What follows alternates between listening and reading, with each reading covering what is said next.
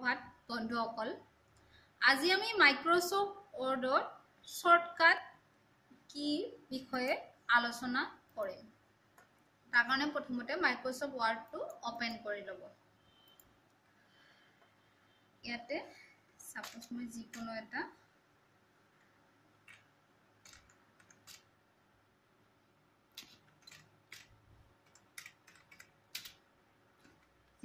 sentence type কৰিলো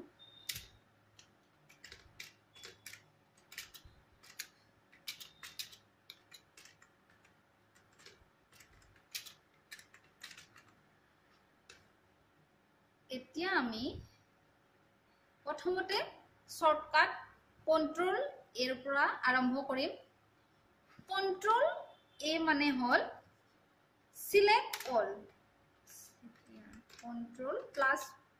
A Control plus A মানে হল select all মানে আটাইখিনি যদি আমি সিলেক্ট কৰিব লাগে Control A মাৰিলে আটাইখিনি সিলেক্ট হ'ব নেক্সট আমি Control plus B Control B মানে হল যদি আমি টেক্সটটো বোল্ড কৰিব লাগে তেতিয়া আমি কি মাৰে কন্ট্ৰোল বি সাপোজ এইখিনি ওপৰ টেক্সট আমি বোল্ড কৰিব লাগে কন্ট্ৰোল বি মাৰিলে এটো বোল্ড হ'ব সাপোজ নেক্সট আমি পাম কন্ট্ৰোল প্লাস সি কন্ট্ৰোল সি হল কপি টেক্সট যেতিয়া আমি কপি কৰিব লাগে তেতিয়া আমি কন্ট্ৰোল সি মাৰো এটো সাপোজ আমি কপি কৰিব লাগে এটো সিলেক্ট কৰি পেলা কন্ট্ৰোল সি মাৰি দিলে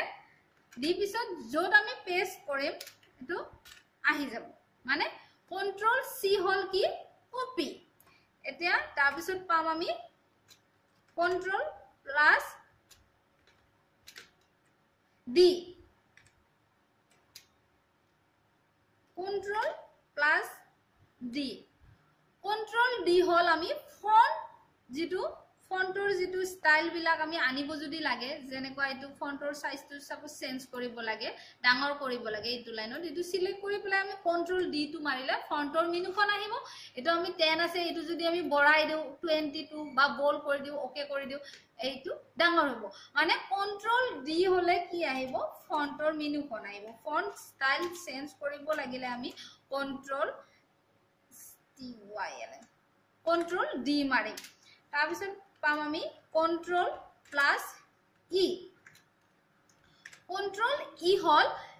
সেন্টাৰ এলাইন মানে টেক্সট এটা যদি আমি সেন্টাৰত নিব লাগে সাপোজ প্ৰথমৰ লাইনটো আমি মাজত নিব লাগে তেতিয়া হলে কন্ট্ৰোল ই মাৰি দিলে মাজত আহিব এটো কন্ট্ৰোল ই হল কি সেন্টাৰ এলাইন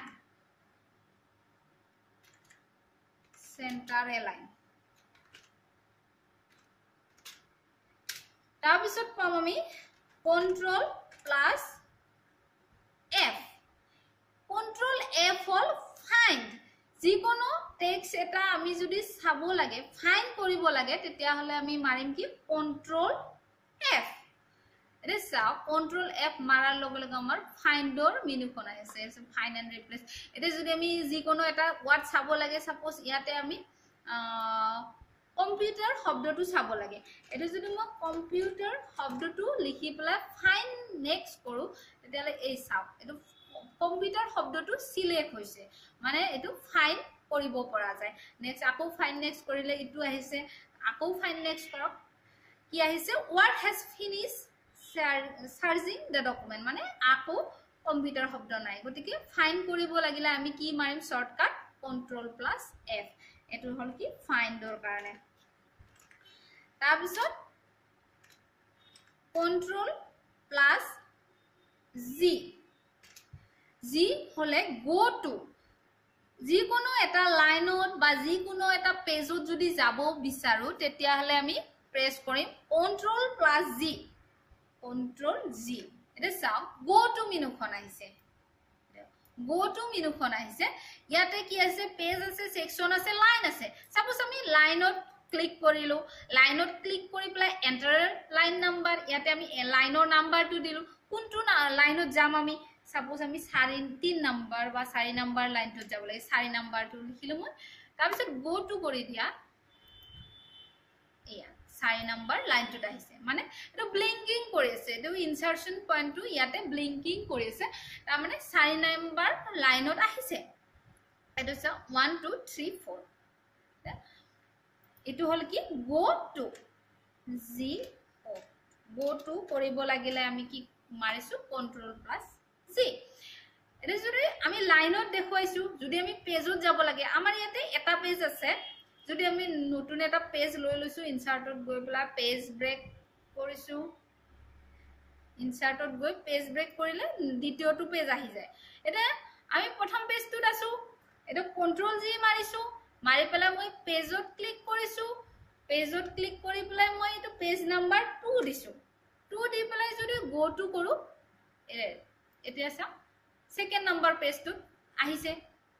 গতিকে আমি কি গো টু আকো ফাৰ্স্ট নাম্বাৰত যাব লাগে কন্ট্ৰোল জি মাৰা মাৰি পেলাই এতে 1 কৰি দিয়া পেজ নাম্বাৰটো গো টু কৰা ফাৰ্স্ট পেজত আহিছে গতিকে আমি এনেকে কন্ট্ৰোল জি মাৰি পেলাই শৰ্টকাট